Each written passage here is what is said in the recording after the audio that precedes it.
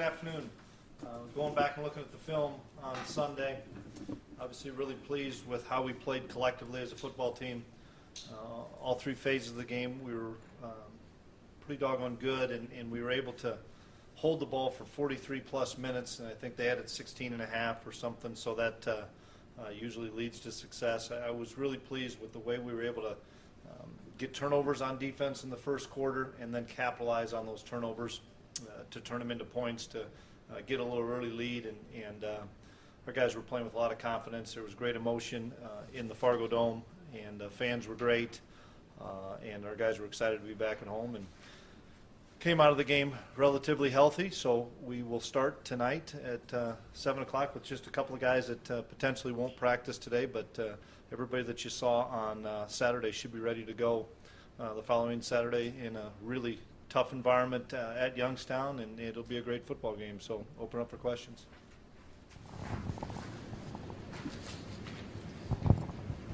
Coach, describe this Youngstown team. Is this more what you've seen from the past couple of years, or does it take it on more of a Nebraska theme with both Klieman now, Coach? Well, offensively, it's what they've done the last several years. They have the same offensive coordinator, and they have tremendous skill kids. Two phenomenal running backs that we've played against for a number of years. A couple of wide receivers we've played against for a number of years. The quarterback's in his second year starting, so really veteran team on offense that is used to their scheme and used to their system because of the same offensive coordinator. Defensively, they come after you. They are really good up front. They play tight man-to-man coverage, which we'll have to do a great job of with our wide receivers. But they're very sound, very well coached, and it's going to be a good football game. Chris, when you look at the offensive line in terms of maybe pre-October to now, biggest difference is, you talk about clicking. Is it a timing thing? Is it just more physicality, or what would you attribute it? Well, I think the biggest thing is health.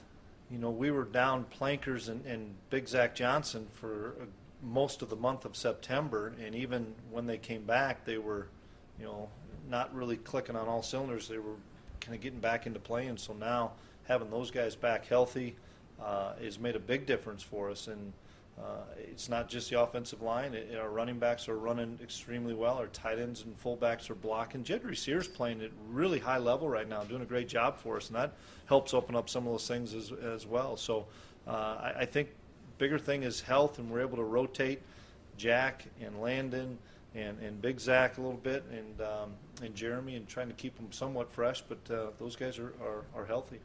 You just mentioned health. How important is it to possibly get that week off before the playoffs start, get the bye week? We don't really talk about it, and we're not going to talk about it. We're just going to talk about trying to find a way to get a great game plan for Youngstown, because this is a team that I think if they win out, they have an opportunity to make the playoffs, and so we have to be ready. It'll be a great environment. I know that. They'll be ready to play, and it'll be a loud environment. So our focus is strictly trying to find the best plans offensively and defensively for the Penguins. Minus that SDSU result for them at home, they played the upper echelon Valley teams very close. What do they do well? You talked about the environment. Do they seem to play better at home anyway? I'm not sure. I'm just you know the scores probably better than I do. I see a team that's just I thought played really well at Southern Illinois and got tripped up at the end. Played really well at Western Illinois and won, and then obviously had a big win at home this past weekend over Missouri State. So they have veteran kids. They've been in this situation before, and I think that they're playing at a high level. They're playing with a lot of confidence, and you can see that on both sides of the ball. Defensive guys are running the football extremely well. Offensively, they find something or they find a weakness, and they're going to exploit it. And they have the ability with the great skill guys around that quarterback to be able to do that. Are they doing anything different on defense this year than you've maybe seen? Well, it's different, totally defense from years past. So to answer your question, yes, they are doing everything different, but it's probably more of a Nebraska-style defense as far as schematically. Defensive ends, obviously a pretty talented bunch. Are they the best tandem you've seen or close to it? They're really good. I can't compare they're really good. They're active. They're physical. They're athletic. They put pressure on the passer, but yet they do a great job of bottling up your run game, and they're guys we have to worry about for sure all day Saturday. You touched on that a little bit, the running game for Youngstown, Ruiz and Webb. What kind of challenges do they present for your defense? Well, because they're going to both be in the game at times, they create big challenges because they have the ability to beat you with speed on the edge, running some of their sweep package, but they also have the ability to beat you inside with their read zone, plus they run option off of that, and they're just trying to your eyes have to be right because they're going to do so much misdirection, as well as when you throw the wide receiver stubs in there running the jet sweep and stuff. They have three guys that really can beat you with speed on the perimeter, as well as they're tough enough to run inside. Where's Carson on his rehab? Is he have a doctor's appointment? Anything I think done? it's still 2 weeks away from a doctor's appointment. I thought it was more after the end of the regular season. Coach, one road loss in conference since you've been here. What has made this program so effective in Valley play on the road? Well, our kids have come together well on the road. We have a nice routine, I think. We don't change a whole lot of things up. They know what to expect when we go on the road as far as our meeting time, our walk-through time, and what we do in the evening.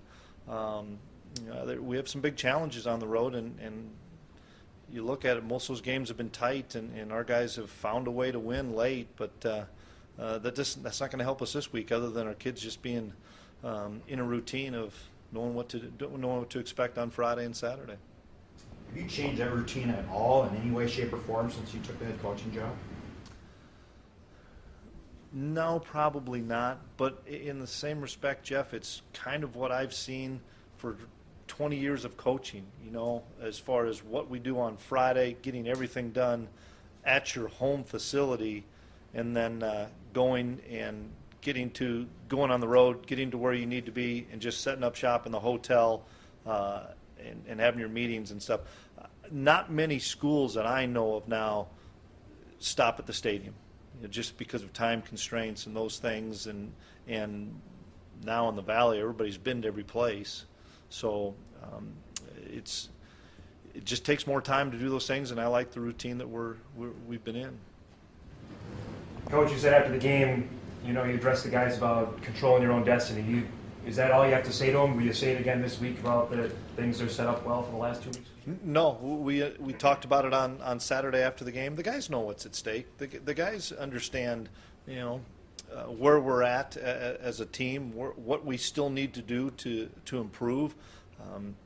We still need to shore up some things, both sides of the ball and on special teams this week. So, we talked early in the season that this was a football team that I thought could continue to get better as the season would go on. And when you lose your quarterback, you not like you have to restart, but you have to kind of look at your offense and say, what do you have to do to alter that? And then the defense as well, because when you lose Carson, everybody's got to have to play to a higher level, and that's what we've talked about, is everybody's got to raise their level of play a little bit. Did you finally get a look at Zach's catch? I did. That was pretty amazing. That was a really good catch. It's something that I've seen him do a lot in practice, but to do it when the lights come on like that in a big situation and make it look easy, and it wasn't easy, but Zach, his ability to catch a football with his hands, and he's made a lot of great catches since he's been here. That might be the best, but there's some catches that we all take for granted that he's made on the side. You take the 4th and 10 or whatever he made against Northern Iowa to keep a foot in bounds.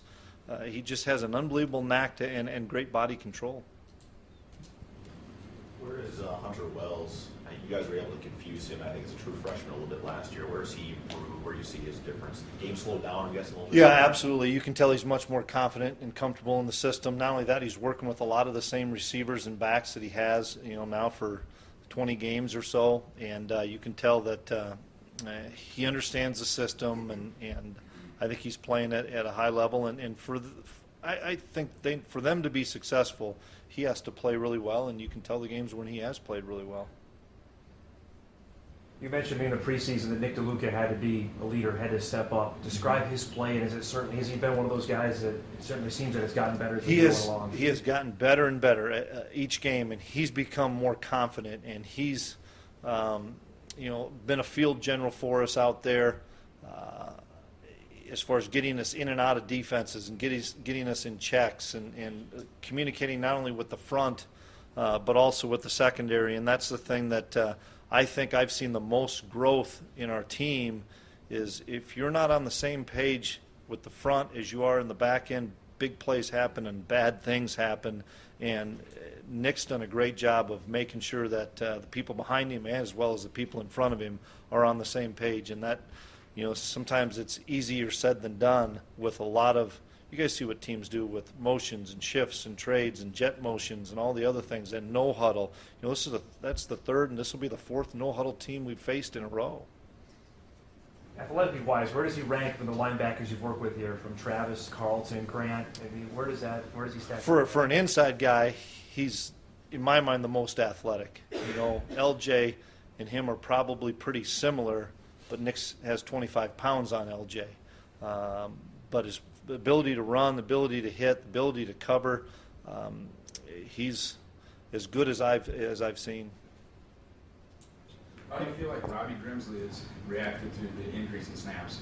He's done a really nice job. The game has started to come easier for Robbie. The game has slowed down for him some. I think the additional reps that we've given him to be out there, not only in our nickel package but in our base package, has made our defense better because you're out there with the same, quote, 4 guys in the secondary that have the ability to communicate, develop chemistry, be on the same page. Not only that, but it's a stressful situation for Coach Ince and the defensive coaches to say, what's the personnel? Wait, we got to run a different player on the field. Oh, shoot, we missed that personnel because there's 15 guys coming out of the huddle, and all of a sudden 4 leave, and you have your 11 out there, and we're in the wrong personnel. It's really helped, I think, Coach Ince be able to say, doesn't matter what you come on, and I can make a call, and we don't have to worry about the personnel. And Robbie's done a really good job of learning from Trey and learning from Champ and learning from CJ how to become a better player by watching film. What do you make, Chris, of something like half of the top 10 in the FCS lost last weekend? It's great parity in FCS, isn't it? And I saw a few scores, but it probably goes to show you what a wide open FCS field we're going to have this year. And I haven't seen Jacksonville State on film, but I have a really good friend that's the linebacker coach down there, and we saw him on film the year before, and they had an unbelievable amount of athletes and talent down there, and I think they're probably still ranked number 1 or will be. But I think it's a pretty wide open race. But you have to be able to get to the playoffs, and by no means are we even there yet. We've got a lot of work to do to even have a chance to make the playoffs. Coach, you got a lot of guys on your roster that are from Nebraska that have had a lot of success. I know it's in the past. They obviously weren't offered by the Huskers. Do you tap into that at all this week? Not a lick. Nope, not at all. Coach, you lost a potential, Peyton finalist, NFL quarterback. The offense has barely lost a beat. I'd like to kind of have you talk about the coaching job that's been done. Do you attribute that to just less install in the league and guys are more focused on certain plays, or? Well, we've committed to the run more to make it a little bit simpler for Easton, not put as many run-pass checks on his plate and maybe have more run-run checks based on, we're going to run the ball now, here's what you're going to see, as opposed to a run-pass option. I credit our offensive coaches to be able to see what his skill set was. We thought we had an idea what his skill set was, but until you see it in live action, you don't really know, okay, he really excels at this or he really excels at that. And obviously his ability to run the ball, his ability to stretch the perimeter has opened some things up. And then I think Tim and the offensive staff have done a great job of, okay, now where can we go with this, where it doesn't fracture all the other rules we have. The thing that I've been really impressed with offensively is we've been in the shotgun, we've run some of the zone read stuff, but yet we still have our bread and butter of getting into 2-back set and running power, and that's hard to defend defensively, when you're really on a 2-day prep, people are going to practice hard on Tuesday, hard on Wednesday, and then script it on Thursday. How much time do you put forth to run in power football? Is that 1 day? And then how much time do you put forth to run in all the quarterback run game we do? And so the multitude of offense we have, I think, makes us difficult to defend. Can you touch a little bit more, though, on Tim Polisek and just the job he's doing as offensive coordinator? I mean, to have kind of your season plan and your roadmap take a huge hiccup like that with Carson, just how he's done. Yeah, he's done a great job, and all the offensive coaches have, of just kind of evolving, meaning we haven't just created a bunch of new plays. We've had parts of a lot of these plays in there. We're still running a lot of what we call the power sweep stuff. We did it with Carson, and you remember Carson hitting it inside and stuff. Now we're just kind of, maybe scaling some of that stuff down, but doing it out of more formations so that make everybody else shift, trade, motion, and do some of the same plays. And I think we've done a really nice job of making Easton feel comfortable. And now Easton still has only played 3 games. And he'll continue to get better. He'll continue to improve. But I think he's feeling more comfortable. Now we're going to go on the road in a really tough environment this week where we're going to have the noise out on the practice field and stuff because I think it'll be loud out there and the crowd will definitely be a factor. Not only that, we're going against an exceptional defense that is going to get up in your face and play man-to-man on our wide receivers. I know you touched on all the offensive coaches, but what does Randy Hedberg bring? The stability at quarterback seems to be something that's been there year in and year out. What does he bring?